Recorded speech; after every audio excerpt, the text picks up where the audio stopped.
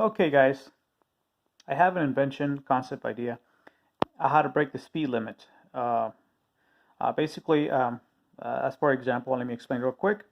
NASA's got a centrifuge machine that creates 20 Gs. For example, here, theirs is 20 Gs, centrifuge, which equals 20 times of terrestrial gravity. 1 G is basically 1 Earth gravity. So there's hypergravity because it's more than just 1 gravity of Earth. So the radius that they have is 29 feet, payload 1,200 pounds, maximum, I guess. And their max G machine is 20 Gs, which is human rated at 12.5 Gs. Their max rotation or max RPM is 50 RPM. So that's what their machine operates at, 50 RPMs.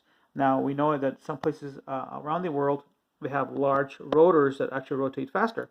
So, for example, they have in other places large rotor of radius of 15 centimeters, maximum G-force of 2,058 Earth gravities. So that's a lot. 2,058 times gravity. So I figure that's 2,058 more gravities than Earth. So that's pretty amazing.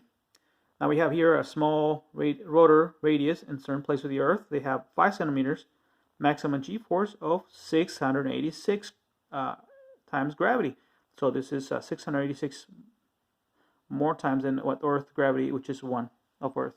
So 1 being near Earth, and 686 being 686 more times than what Earth is. Anyway, that's just an example.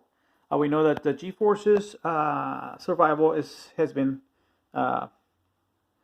tested. For example, in 1960s or 70s, I believe, there's a fighter pilot named Officer John Stabbs that survived 46 as a testing experiment, 46.2 G-forces for a few seconds.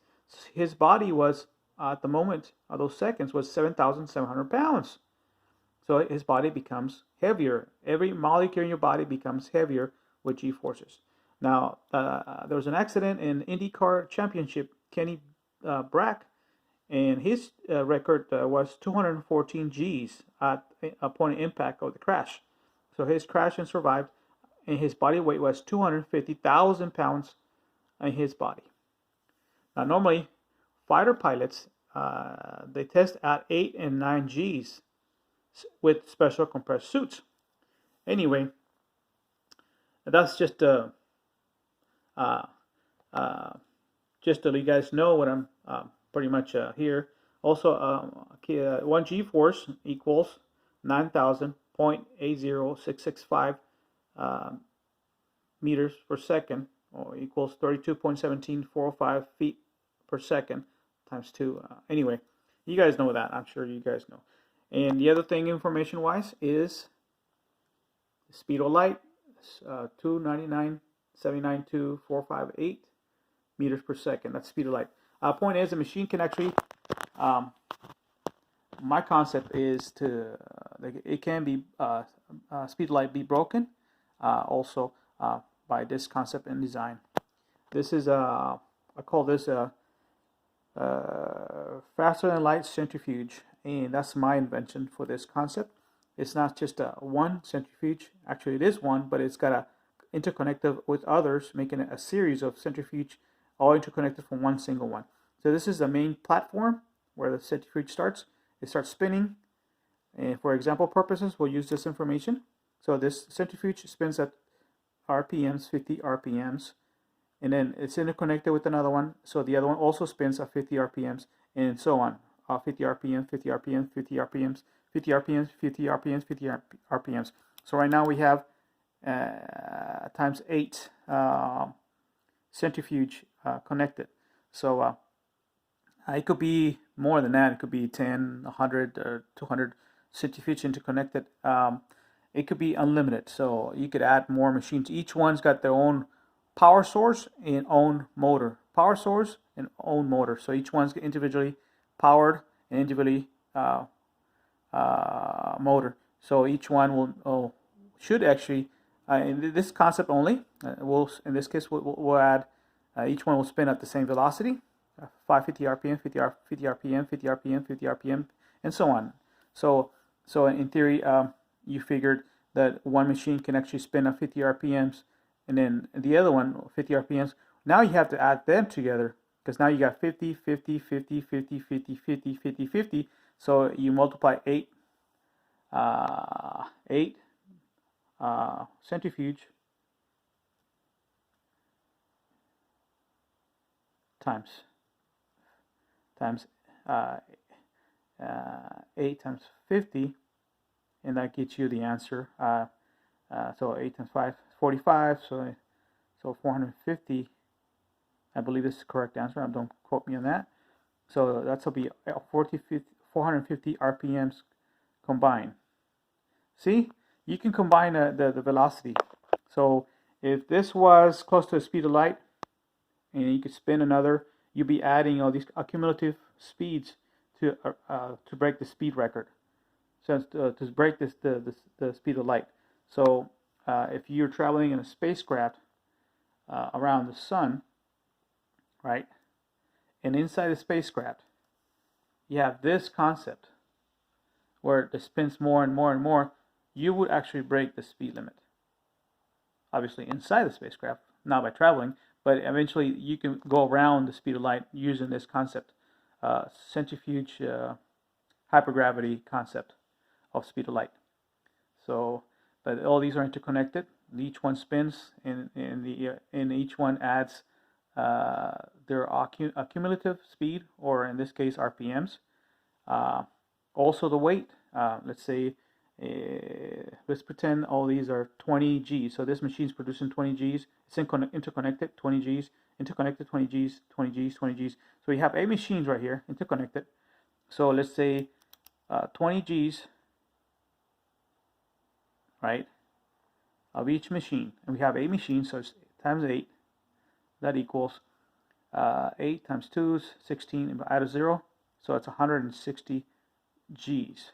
That's just this machine alone, connected in series. So what happens is, now I have this Invention machine has created more Gs by adding each one together in this object here. Now it's 160 Gs. This object now travels at 450 RPMs. Now that's just at NASA's machine, if they had this concept.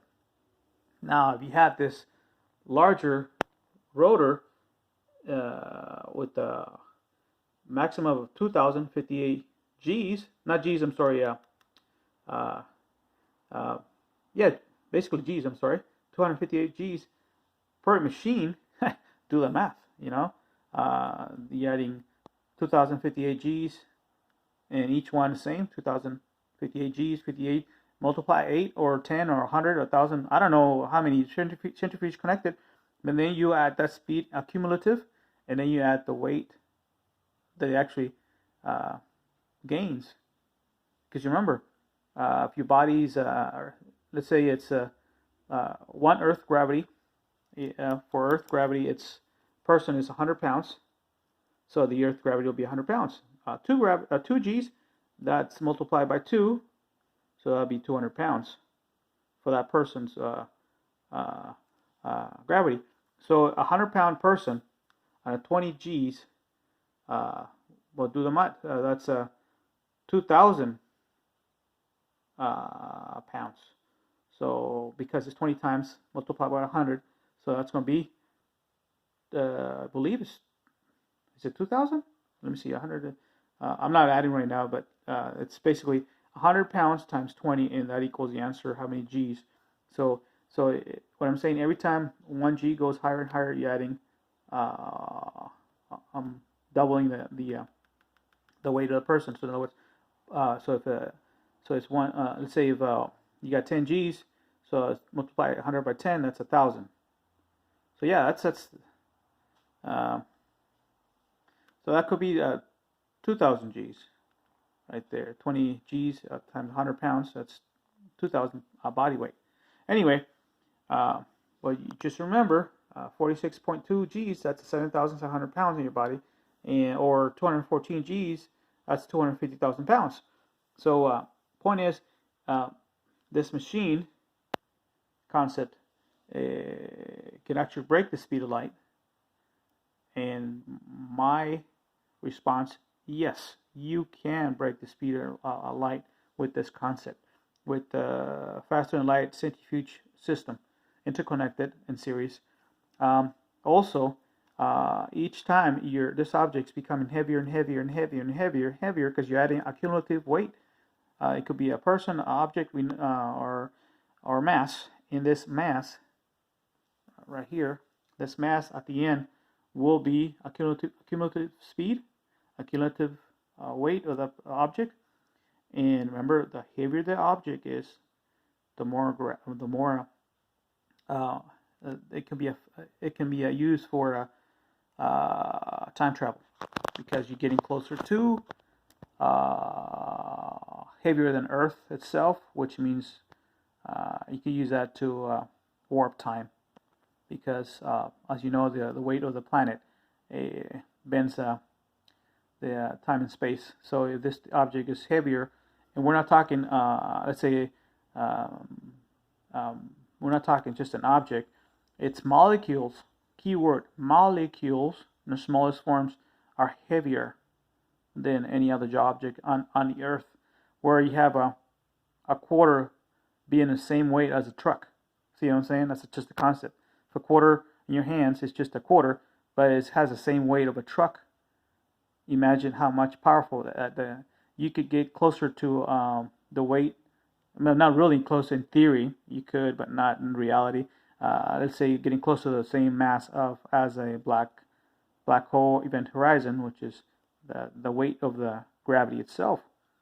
But you can actually, it's just a concept, but actually, in theory, it's just a concept, but it's hard to reach that point, because all these are made of matter, and you imagine it spinning so much it might actually break, but the concept's there, that you could actually achieve a higher velocity, achieve heavier object, but that's just my opinion.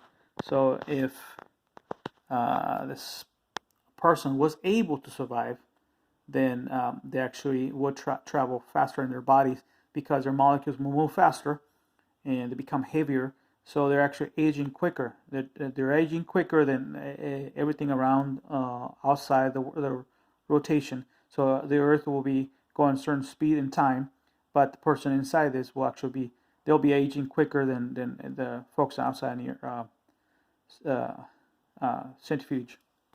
So it is effective. I'm sorry, I don't know if you know this, but the more gravity you have in your body, the more you age quicker during that gravity stage.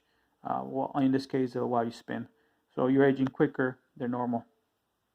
So it might be seconds or milliseconds. It doesn't really affect a lot, but if you're doing a massively G-forces, yeah, it could actually age quicker. So it does affect time. So this is a concept for time dilation possibilities.